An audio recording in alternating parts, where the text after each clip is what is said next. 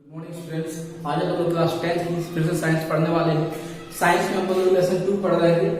हमने आपको इसके पहले एसिड बेस एंड सॉल्ट बताया था। इसके बाद हमने उसकी कुछ केमिकल रिएक्शन बताई थी कि एसिड जब अदर मटेरियल के साथ, जैसे कि मेटल हो गए, कार्बोनेट हो गए, मेटल कार्बोनेट हो गए, तो उनके साथ रिएक्शन करते हैं तो क्या करते हैं, क्या क्या बनता है। इसके अलावा अब हमने बेस का भी देखा था, फिर न्यूट्रलाइजेशन रिएक्शन देखी थी। न्यूट्रलाइजेशन में अपन ने लेसन फर्स्ट में ही पढ़ा था, जब एसिड और बेस आपस में रिएक्शन कर देते हैं तो क्या बन जाता है, सॉल्ट और वाटर बनता है पीएच। अब अपन ने हमने बताया था कि नेक्स्ट क्लास में हम लोग पढ़ेंगे क्या, पीएच स्केल। क्या पीएच स्केल?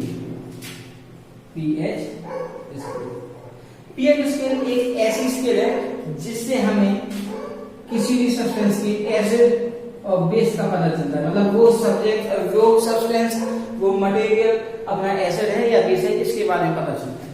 पीएच स्केल में अपने 2 वर्ड है, एक तो पी है और दूसरा एच है। एच मींस होता है कि हाइड्रोजन आयन। Hydrogen ion. और पी एक वर्ड होता है, ग्रीक वर्ड, कौन सा? पोटेंस।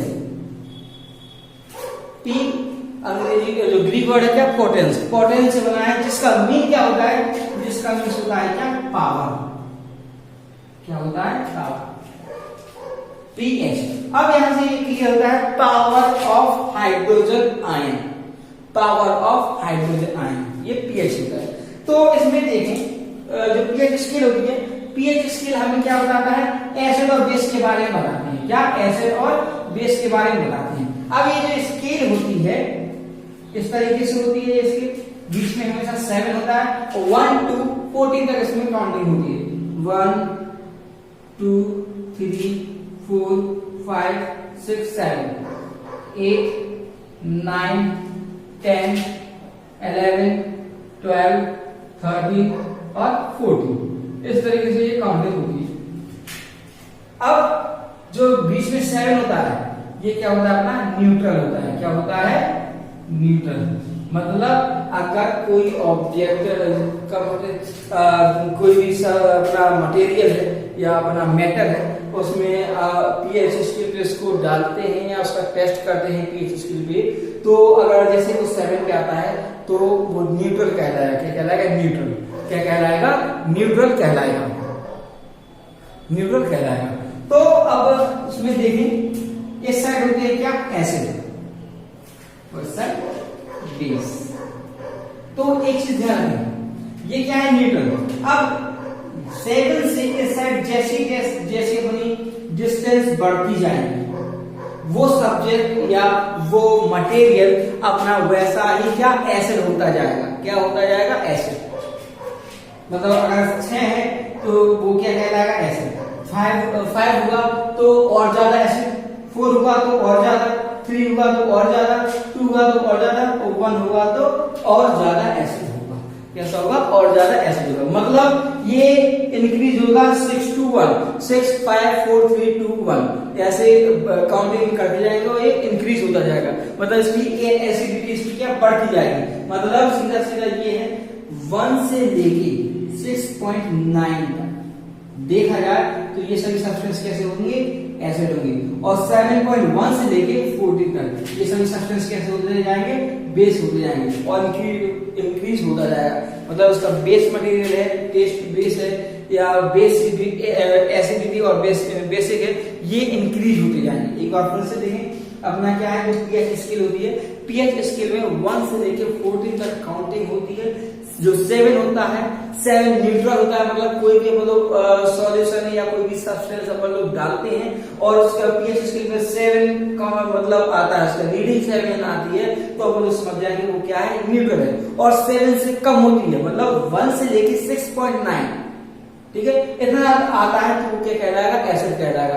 एसिड हमेशा अपोजिट में इंक्रीज होगा, मतलब उल्टा चलेगा। इसमें 6 कम हुआ एसिड, 5 थोड़ा और ज्यादा एसिड होगा, 4 और ज्यादा होगा, 3 और ज्यादा, 2 और ज्यादा और 1 सबसे ज्यादा एसिड। इसी तरीके से हम लोग देखें तो इसमें भी अगर 7 न्यूट्रल होगा तो 8 थोड़ा बेसिक होगा, 9 थोड़ा और ज्यादा बेस होगा, 10 और ज्यादा बेस होगा, 11 और ज्यादा होगा, 12 और ज्यादा होगा। ये मतलब इस क्लियर, मतलब अपन को इससे जो पीएच स्केल है उससे अपन को क्या पता चलता है, उसके किसी भी सब्सटेंस की एसिड और बेस के बारे में पता चलता है। एसिड हमने बताया था, एसिड टेस्ट में कैसे होते हैं, सोर होते हैं, बेस टेस्ट में कैसे होते हैं, बिटर होते हैं। ये टेस्ट के अलावा है, हम किसी भी सब्सटेंस को टेस्ट नहीं कर सकते हैं, तो अपन लोग पीएच स्केल से भी बता सकते हैं। पीएच स्केल नहीं है अपने पास तो अपन लोग लिटमस पेपर से भी टेस्ट कर सकते हैं। लिटमस पेपर हमने बताया था, अगर रेड कलर देता है तो एसिड है और ब्लू कलर देता है तो वो कैसा है, बेस है। क्लियर, इतना होने के बाद फिर अपना आता है क्या, इंपोर्टेंस ऑफ पीएच। क्या आता है, इंपोर्टेंस ऑफ पीएच, मतलब जो पीएच है इसका क्या इंपोर्टेंस है। तो इसका बहुत सारा आप लोग देखें, अलग अलग एरिया में इसका इंपोर्टेंस देख सकते हैं। जैसे एग्रीकल्चर में देखें तो जैसे एग्रीकल्चर के लिए अपन को सबसे पहले सॉइल चाहिए होती है, क्या सॉइल, मतलब जमीन चाहिए। तो जमीन का टेस्ट करते हैं हम लोग, पहले टेस्ट करेंगे, उससे उस टेस्ट के थ्रू हम लोग बताएंगे, उसका पीएच स्केल पे टेस्ट करेंगे और जिससे हमें पता चलेगा वहां की जो सॉइल वो एसिड वाली है या बेस वाली है। क्योंकि अगर जैसे हमने देखा जमीन है जो अपनी सॉइल है, वहां पे किसी भी टाइप की सॉइल में मतलब क्रॉप तो प्रोडक्शन कर नहीं सकते हैं, ठीक है। तो इसके लिए अपन लोग क्या टेस्ट करते हैं, पीएच स्केल के थ्रू पीएच वैल्यू उसकी फाइंड आउट करते हैं। पीएच वैल्यू के अकॉर्डिंग अपन को पता चल जाता है कि वो सॉइल अपनी एग्रीकल्चर वाली है या नहीं, मतलब वहां पे अपन लोग एग्रीकल्चर कर सकते हैं या नहीं कर सकते हैं। इसके बाद अपना डेंटिस्ट के लिए भी दांतों के लिए दांत खराब हो, पीएच वैल्यू अगर ज्यादा होती है तो अपने दांत खराब होने लगते हैं। डाइजेशन में जैसे अपने स्टमक में एसिड निकलता है, अगर इसकी क्वांटिटी ज्यादा होगी तो ये अपने लिए हार्मफुल रहेगा, ये अपने लिए हार्मफुल रहेगा। अगर इसकी क्वांटिटी कम रहेगी तो ये अपने लिए हार्मफुल नहीं रहेगा। जैसे अब लोग जब खाना खाते हैं तो कभी कभी क्या होता है, डकार खट्टी आ जाती है। ये खट्टी डकार क्यों आती है, क्योंकि अपनी स्टमक में जो थोड़ा सा हाई लेवल का HCl अपना प्रोड्यूस हुआ है, कभी कभी वो और हाई लेवल पे पहुंच जाता है, जिसकी वजह से अपन को मुंह में, इसके अलावा इंटेस्टाइन में छाले वगैरह हो जाते हैं, अल्सर वगैरह हो जाते हैं, ठीक है। तो इससे अपन को यही पता चलता है। अब इसके बाद नेक्स्ट अपना टॉपिक आता है, अब अपना नेक्स्ट टॉपिक मिलता है अपना क्या है, ब्लीचिंग पाउडर। नॉर्मल आप लोगों ने देखा होगा कि ब्लीचिंग पाउडर होता है क्या है। इसके अलावा जो अपने नगर पालिका वगैरह होती है तो वो भी नालियों में डालते हैं ब्लीचिंग पाउडर। क्यों डालते हैं, क्योंकि ये क्या करता है, वहां पे जो माइक्रो ऑर्गेनिज्म ग्रोथ कर रहे हैं उनको किल कर देता है, ठीक है। इसके अलावा पहले के टाइम पे, आज से 10 साल पहले जो कुएं वगैरह होते थे उनमें भी ब्लीचिंग पाउडर डाल दिया जाता था। आप लोगों को अगर आप लोग टेस्ट करना चाहो, जैसे कहीं जहाँ पे कई वगैरह लगी हुई है, एल्गाई लगी हुई है, तो वहां पे आप ब्लीचिंग पाउडर डालेंगे तो कुछ टाइम बाद देखेंगे कि वो एल्गाई अपने आप धीरे धीरे पूरी निकल जाती है। क्योंकि वहां पे जो एल्गाई है वो क्या है, माइक्रो ऑर्गेनिज्म है। क्या है, माइक्रो ऑर्गेनिज्म। ये माइक्रो ऑर्गेनिज्म को ही किल करता है, ठीक है। अब देखिए ब्लीचिंग पाउडर, तो ब्लीचिंग पाउडर का फर्स्ट भी अपना फॉर्मूला होता है CaOCl, calcium oxychloride, calcium oxychloride, CaOCl। ध्यान रखना, ये 1 नंबर MCQ टाइप क्वेश्चन में आता है।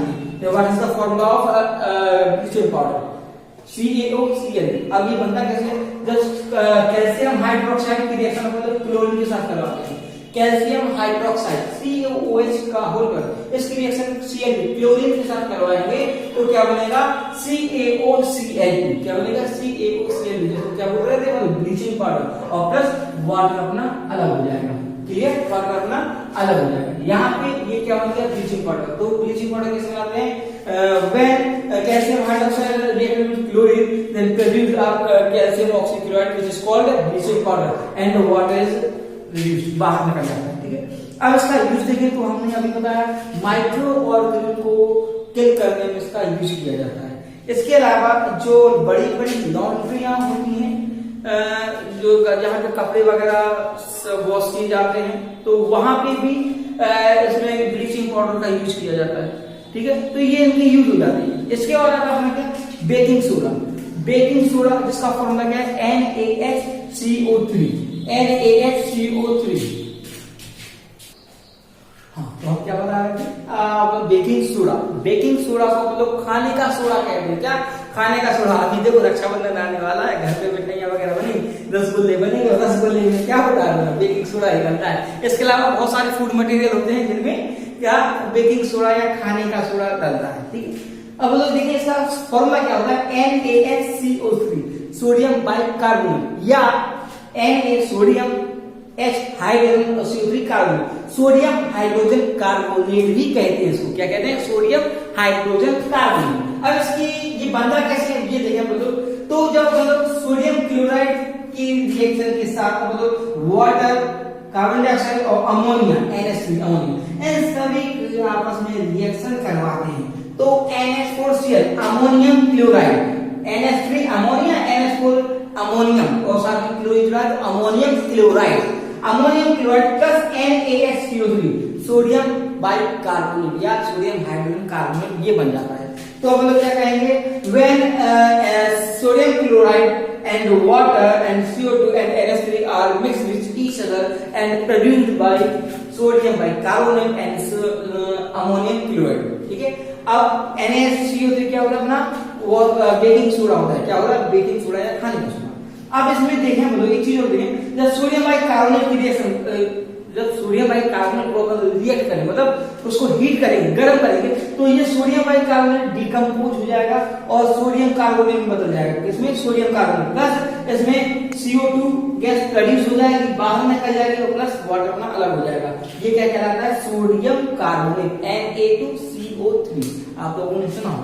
तो ये अपने बेकिंग सोडा की भी किस तरीके से रिएक्शन होती है और किसके साथ ये रिएक्ट करता है, फॉर्मूला क्या होता है। अब यूज देखें तो अभी हमने बताया कि वो क्या रसगुल्ले बनाने में मतलब ये जो अपने क्या बोलते हैं स्वीट्स वगैरह होते हैं या फिर इसके अलावा भी खस्ते वगैरह होते हैं ना फूड मटेरियल बनाने में, उसी में इसका यूज किया जाता है। फूड मटेरियल के बाद बेकिंग सोडा का और भी कुछ केमिकल यूज कर सकते हैं। ऑक्सीडाइजिंग एजेंट में इसका यूज किया जाता है।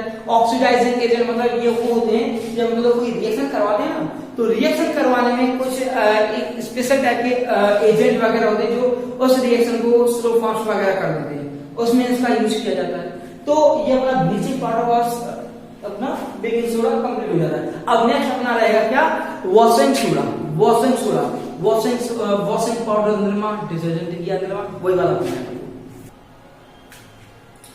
तो हमने को देखना है वॉशिंग सोडा, कपड़े धोने का सोडा, जैसे कि विम, सर्फ एक्सल ये बहुत सारे सोडे होते हैं, आप लोग सब जानते हैं, ठीक है। तो अब यहाँ पे इसके साथ सबसे पहले क्या देखें अपना वॉशिंग सोडा का फॉर्मूला क्या होता है। तो Na2CO3 N2, ये अपना क्या है? ये N2 है into 10H2 मतलब सीधा से रहे Na2CO3 अपने पहले पढ़ा है, इसकी जस्ट पहले सोडियम कार्बोनेट। तो जब सोडियम कार्बोनेट की रिएक्शन को लोग वाटर के साथ, और वाटर के कितने मॉलिक्यूल होते हैं? 10 होते हैं। तो जब सोडियम कार्बोनेट की रिएक्शन मतलब वाटर के मॉलिक्यूल के साथ करते हैं तो अपना जो सब्सटेंस बनता है वो क्या कहलाता है? अपना वॉशिंग सोडा बनता है। क्या बनता है? Washing soda.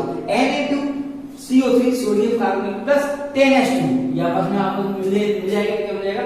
Na2CO3 into 10H2O washing soda. Washing soda का आप नॉर्मल समझ ही गए, इसका भी ऑक्सीडाइजिंग एजेंट के फॉर्म में इसका यूज किया जाता है, प्लस कपड़े वगैरह धोने में इसका यूज किया जाता है वॉशिंग सोडा, ठीक है।